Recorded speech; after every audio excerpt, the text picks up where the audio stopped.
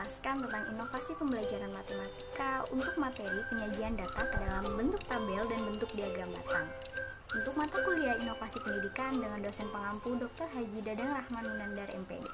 Nah, inovasi pembelajaran kali ini saya akan menggunakan materi pokok penyajian data dalam bentuk tabel dan diagram batang untuk satuan pendidikan SMP, mata pelajaran matematika kelas 7 semester genap dengan alokasi waktu 2 kali 45 menit atau 1 kali pertemuan.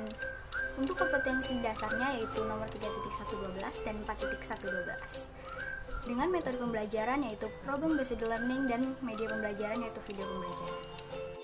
Nah, sebelum kita masuk ke dalam pembelajaran, kita harus tahu dulu apa itu problem based learning. Problem based learning merupakan pembelajaran yang menghadapkan siswa pada masalah dunia nyata atau real world untuk memulai pembelajaran. Nah, masalah diberikan kepada siswa sebelum siswa mempelajari konsep atau materi yang berkenaan dengan masalah yang harus dipecahkan. Dengan demikian, untuk memecahkan masalah tersebut, siswa akan mengetahui bahwa mereka membutuhkan pengetahuan baru yang harus dipelajari untuk memecahkan masalah yang diberikan.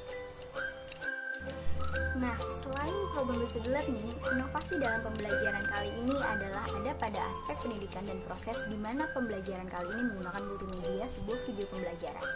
Selain menarik dan tidak membosankan, diharapkan siswa dapat memberikan hasil yang efektif.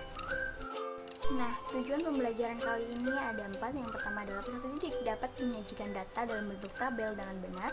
Peserta didik dapat menyajikan data dalam bentuk diagram batang dengan benar. Peserta didik dapat mengetahui langkah-langkah pembuatan tabel dan diagram batang dengan benar. Dan juga peserta didik dapat menyelesaikan permasalahan mengenai tabel dan diagram batang dalam kehidupan sehari-hari. Langsung saja kita masuk ke dalam kegiatan pembelajarannya. Untuk langkah-langkah kegiatan pembelajaran kali ini ada 3. Yang pertama kegiatan pendahuluan, yang kedua ada kegiatan inti, dan yang terakhir ada kegiatan penutup. Kegiatan pertama adalah kegiatan pendahuluan. Dalam kegiatan pendahuluan, guru melakukan pembukaan dengan salam pembukaan dan berdoa untuk memulai pembelajaran. Lalu, guru memeriksa kehadiran peserta didik. Setelah itu, guru memberikan stimulasi kepada peserta didik untuk mengingat dan mengaitkan materi dengan materi prasyarat atau materi yang telah dipelajari sebelumnya, yaitu mengenai pengurutan data. Lalu, guru memberikan informasi pentingnya mempelajari materi penyajian data untuk kehidupan sehari-hari. Kegiatan kedua ada kegiatan inti. Setelah melakukan kegiatan pendahuluan, siswa akan dibagikan sebuah LKPD atau lembar kerja peserta didik. Lalu, siswa diberikan permasalahan yang berhubungan dengan kehidupan sekitar siswa yang disajikan dalam bentuk video. Setelah itu, guru memberikan kesempatan kepada peserta didik untuk menyimpulkan informasi yang terdapat pada video, lalu mengerjakan LKPD sesuai dengan langkah-langkah yang terdapat dalam video. Langsung saja kita masuk ke dalam video pembelajaran dan LKPD. Pada suatu hari, di tempat bimbingan belajar, akan membagikan hasil nilai ulangan matematika minggu lalu. Anak-anak, saya akan membagikan dan menyebutkan hasil ulangan matematika minggu lalu. Saya akan menyebutkannya berurutan sesuai dengan absennya.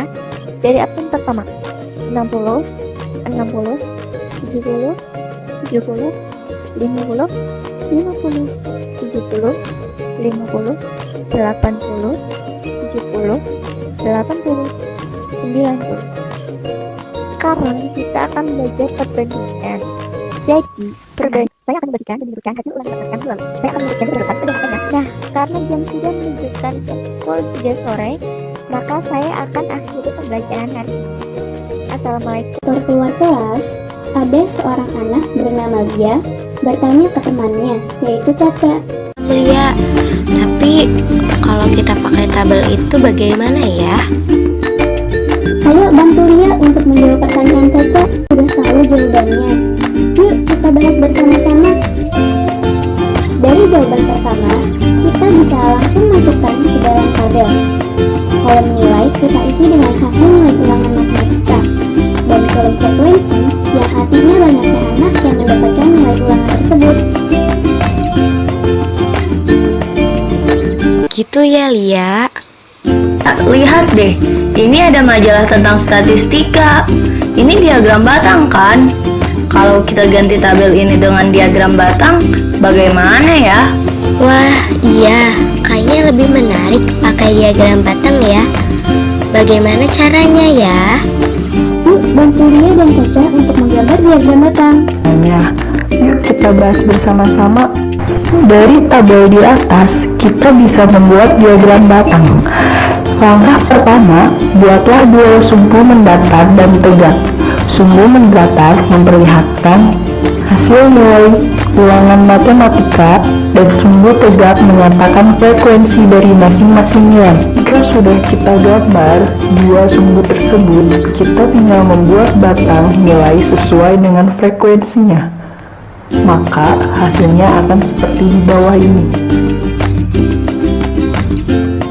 Nah, teman-teman, ceritanya bagaimana? Sudah bisa kan menyajikan data ke dalam tabel dan diagram batang?